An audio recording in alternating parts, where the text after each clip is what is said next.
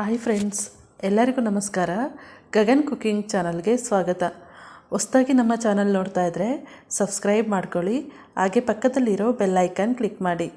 ಬನ್ನಿ, ಇವತ್ತು ಸಿಂಪಲ್ಲಾಗಿ ಕ್ಯಾಟ್ಲಕ್ ಮೀನು ಈ ರೀತಿ ಒಮ್ಮೆ ಮಾಡಿ, ತುಂಬ ಟೇಸ್ಟಿಯಾಗಿರುತ್ತೆ.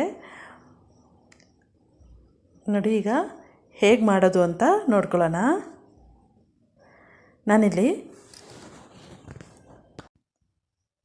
ಇಲ್ಲಿ ನಾನು ಸುಮಾರು 1 kg ಆಗಷ್ಟು ಕ್ಯಾಟ್ಲಕ್ ಮೀನು ತಗೊಂಡಿದ್ದೀನಿ. ಇದು ಕ್ಲೀನಾಗಿ ತೊಳೆದು ನೀರೆಲ್ಲ ಚೆಲ್ಬಿಟ್ಟು ಇಟ್ಕೊಂಡಿದ್ದೀನಿ.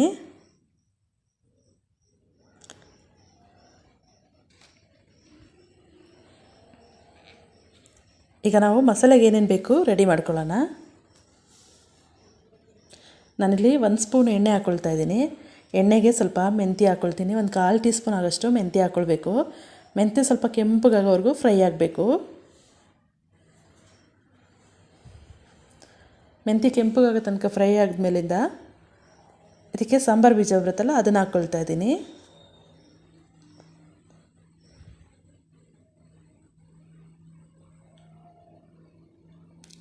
ಒಂದು ಹಿಡಿಯಷ್ಟು ಸಾಂಬಾರು ಬೀಜ ಹಾಕ್ಕೊಳ್ತಾ ಇದ್ದೀನಿ.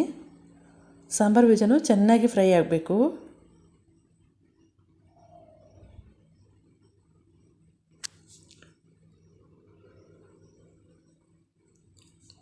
ಸಾಂಬಾರು ಬೀಜ ಚೆನ್ನಾಗಿ ಫ್ರೈ ಆಗ್ತಿದ್ದಂಗೆ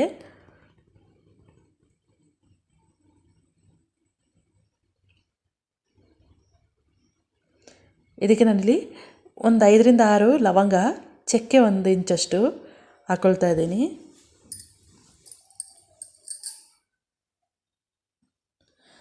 ಇದಕ್ಕೆ ನಾನಿಲ್ಲಿ ಬ್ಯಾಡಗಿ ಮತ್ತು ಗುಂಟೂರು ಮೆಣಸಿನ್ಕಾಯಿಂದ ಒಂದು 10 ಮೆಣಸಿನ್ಕಾಯಿ ತಗೊಳ್ತಾ ಇದ್ದೀನಿ.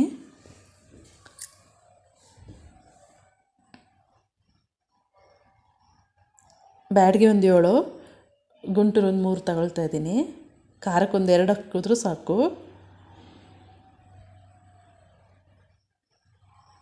ಇದು ಚೆನ್ನಾಗಿ ಫ್ರೈ ಆಗಬೇಕು.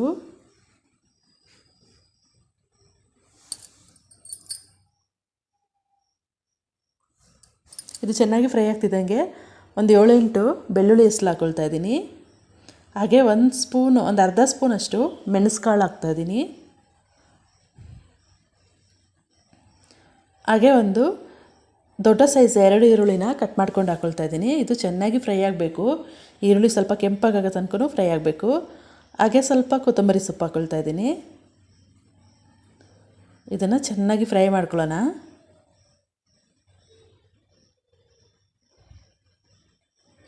ಈಗ ನಾನಿಲ್ಲಿ 1 ಇಂಚ್ ಆಗೋಷ್ಟು ಶುಂಠಿ ಹಾಕ್ಕೊಳ್ತಾ ಇದ್ದೀನಿ.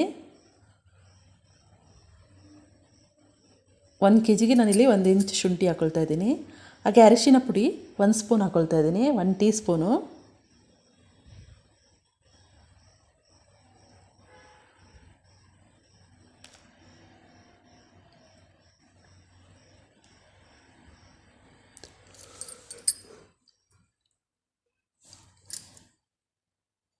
ಇದು ಚೆನ್ನಾಗಿ ಫ್ರೈ ಆಗ್ತಿದ್ದಂಗೆ ನಾನಿಲ್ಲಿ ಗಸಗಸೆ ಇದೆಯಲ್ಲ, ಅದೊಂದು 2 ಸ್ಪೂನ್ ಹಾಕ್ಕೊಳ್ತಾ ಇದ್ದೀನಿ.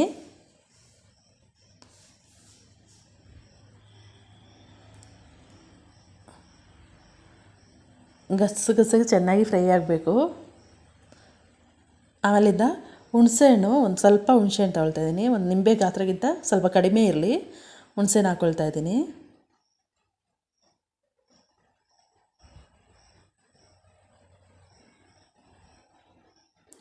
ಈಗ ಇಲ್ಲಿ ನಾನು ಕಾಯಿ ತುರಿ ಅರ್ಧ ಭಾಗ ಆಗೋಷ್ಟು ಕಾಯಿ ತುರಿ ಹಾಕ್ಕೊಳ್ತಾ ಇದ್ದೀನಿ.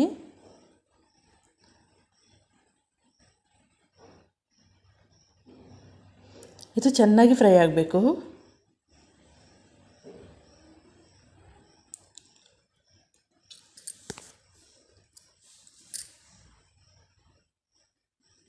ಇಲ್ಲಿ ನಾನು 1 kg ಮೀನನ್ನು ತೊಳೆದು ಈ ರೀತಿ ಇಟ್ಕೊಂಡಿದ್ದೀನಿ. ನೀರೆಲ್ಲ ಬಗ್ಗಿಸ್ಬಿಟ್ಟು ಇಟ್ಕೊಂಡಿದ್ದೀನಿ. ಇದಕ್ಕೆ ಸ್ವಲ್ಪ ನಿಂಬೆ ರಸ ಹಾಕ್ಕೊಳ್ತಾ ಇದ್ದೀನಿ. ಒಂದು ಅರ್ಧ ನಿಂಬೆ ರಸ ಹಾಕ್ಕೊಂಡಿದ್ದೀನಿ. ಹಾಗೆ ಸ್ವಲ್ಪ ಉಪ್ಪು ಹಾಕ್ಕೊಳ್ತಾ ಇದ್ದೀನಿ. ಯಾಕೆಂದರೆ ಉಪ್ಪು ಹಾಕಿ ಚೆನ್ನಾಗಿ ಅಲ್ಲಾಡಿಸಿ ಹೀಗೆ ಇಡಬೇಕು. ಆಗ ಸ್ವಲ್ಪ ಮೀನು ಉಪ್ಪು ಹಿಡಿತಾ ಇರುತ್ತೆ. ಉಪ್ಪು ಮತ್ತು ನಿಂಬೆ ರಸ ಹಾಕ್ಕೊಂಡಿದ್ದೀನಿ.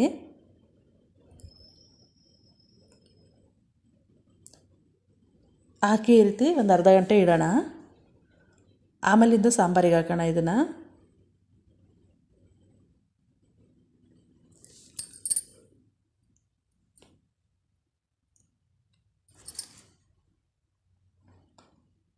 ನೋಡಿ ಈಗ ಚೆನ್ನಾಗಿ ಮಿಕ್ಸ್ ಆಗಿದೆ.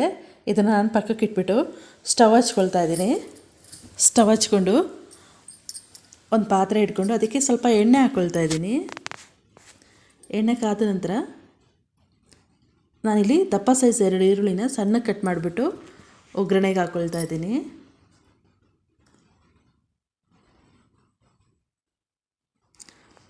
ಇಲ್ಲಿ ನಾನು ಒಂದು 2 ಸ್ಪೂನ್ ಕೊಬ್ಬರಿ ಎಣ್ಣೆನೂ ಹಾಕ್ಕೊಂಡಿದ್ದೀನಿ. ಇದಕ್ಕೆ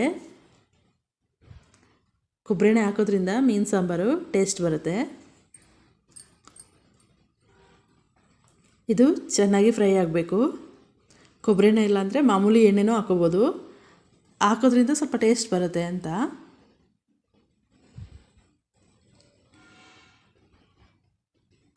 ಇದಕ್ಕೆ ನಾನು ಒಂದು ಇಡಿ ಆಗೋಷ್ಟು ಕರಿಬೇವು ಹಾಕ್ಕೊಳ್ತಾ ಇದ್ದೀನಿ ಒಗ್ಗರಣೆಗೆ.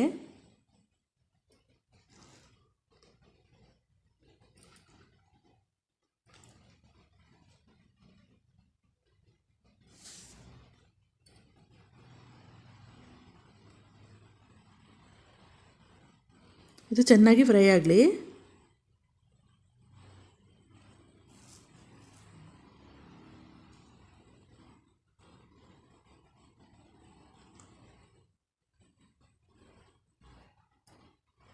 ನೋಡಿ ಈಗ ಈರುಳ್ಳಿ ಎಲ್ಲ ಚೆನ್ನಾಗಿ ಫ್ರೈ ಆಗಿದೆ. ಈಗ ನಾನಿಲ್ಲಿ ರುಬ್ಬಿದಂಥ ಮಸಾಲೆನ ಹಾಕ್ಕೊಳ್ತಿದ್ದೀನಿ. ಅದೇ ನಾವು ಫುಲ್ ಫ್ರೈ ಮಾಡಿ ಇಟ್ಟಿದ್ವಲ್ಲ, ಅದು ತಣ್ಣಗಾದ್ಮೇಲಿಂದ ರುಬ್ಕೊಳ್ಬೇಕು. ರುಬ್ಬಿಟ್ಟು ಈ ಮಸಾಲೆನ ಹಾಕ್ಕೊಳ್ತಾ ಇದ್ದೀನಿ. ಹಾಗೆ ಜಾರ್ ತೊಳೆದ್ಬಿಟ್ಟು ಸ್ವಲ್ಪ ನೀರು ಹಾಕ್ಕೊಳ್ಬೇಕು. ಹಾಗೆ ರುಚಿಗೆ ತಕ್ಕಷ್ಟು ಸ್ವಲ್ಪ ಉಪ್ಪು ಹಾಕ್ಕೊಳ್ತಾ ಇದ್ದೀನಿ. ಯಾಕೆಂದರೆ ಮೀನಿಗೆ ನಾವು ಉಪ್ಪಿಡಿಲಿ ಅಂತ ಸ್ವಲ್ಪ ಹಾಕಿರ್ತೀವಿ. ಆದ್ದರಿಂದ ನೋಡಿಕೊಂಡು ಇಲ್ಲ ಉಪ್ಪು ಹಾಕ್ಕೊಳ್ಬೇಕು ಸ್ವಲ್ಪ.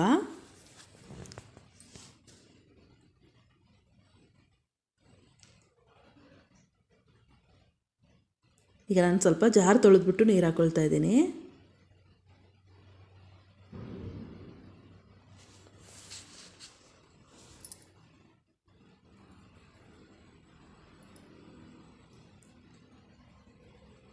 ಮೀಡಿಯಮ್ ಗಟ್ಟಿ ಇರಲಿ. ಸ್ವಲ್ಪ ನೀರು ಹಾಕ್ಕೊಳ್ಳಿ. ಚೆನ್ನಾಗಿ ಕುದಿಬೇಕಲ್ಲ, ಅವಾಗ ಸ್ವಲ್ಪ ಗಟ್ಟಿ ಆಗುತ್ತೆ. ಚೆನ್ನಾಗಿ ಮಸಾಲೆ ಸ್ಮೆಲ್ಲೆಲ್ಲ ಹೋಗಬೇಕು, ಅಲ್ಲಿವರೆಗೂ ಕುದಿಬೇಕು. ಸಾಂಬಾರು ಮೇಲೆ ಈ ರೀತಿ ಎಣ್ಣೆ ಮೇಲೆ ಬಂದರೆ ಚೆನ್ನಾಗಿ ಕುದಿ ಬಂದಿದೆ ಅಂತ. ಚೆನ್ನಾಗಿ ಕುದಿ ಬರ್ತಾ ಇದ್ದಾಗೆ ನಾವು ಮೀನನ್ನ ಉಪ್ಪು ಮತ್ತು ನಿಂಬೆಹಣ್ಣು ಹಾಕಿ ರಸ ಹಾಕಿ ಇಟ್ಟಿದ್ವಲ್ಲ, ಅದನ್ನು ಈಗ ಹಾಕ್ಕೊಳ್ಬೇಕು. ನೋಡಿಲಿ ಇದನ್ನು ಹಾಕ್ಕೊಳ್ಬೇಕು. ಹಾಗೆ ಇದಕ್ಕೂ ಮೀನಿಗೂ ಉಪ್ಪು ಹಿಡ್ದಿರುತ್ತೆ ಸ್ವಲ್ಪ. ಈ ರೀತಿ ಬೇಯಿಸ್ಕೊಳ್ಳೋಕ್ಕೆ ಹಾಕ್ಕೊಳ್ಬೇಕು.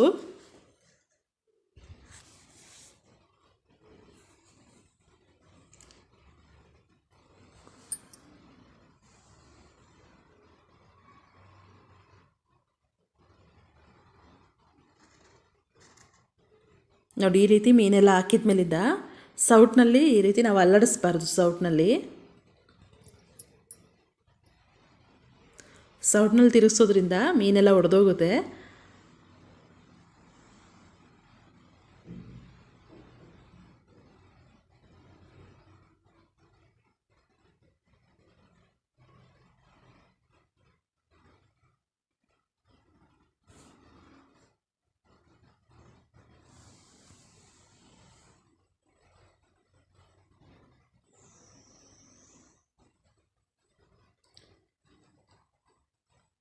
ನೋಡಿ ಎಲ್ಲ ಮೀನು ಹಾಕ್ತಾ ಇದೆ.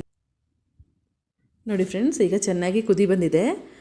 ಮೀನು ಸಾಂಬಾರು ರೆಡಿಯಾಗಿದೆ. ಇದು ಚಪಾತಿಗೆ ಪೂರಿಗೆ ಸೂಪರ್ ಕಾಂಬಿನೇಷನ್. ಈ ರೆಸಿಪಿ ಇಷ್ಟ ಆಯ್ತಂದರೆ ಪ್ಲೀಸ್ ಕಮೆಂಟ್ ಮಾಡಿ, ಲೈಕ್ ಕೊಟ್ಟು ಶೇರ್ ಮಾಡಿ.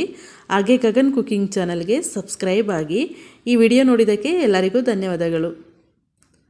ನೋಡಿ ಫ್ರೆಂಡ್ಸ್, ಈ ರೀತಿ ಬಟ್ಟೆನಲ್ಲಿ ತಿರುಗಿಸ್ಬೇಕು. ಈ ರೀತಿ ಸೌಟ್ ಹಾಕಿದರೆ ಮೀನೆಲ್ಲ ಒಡೆದೋಗುತ್ತೆ.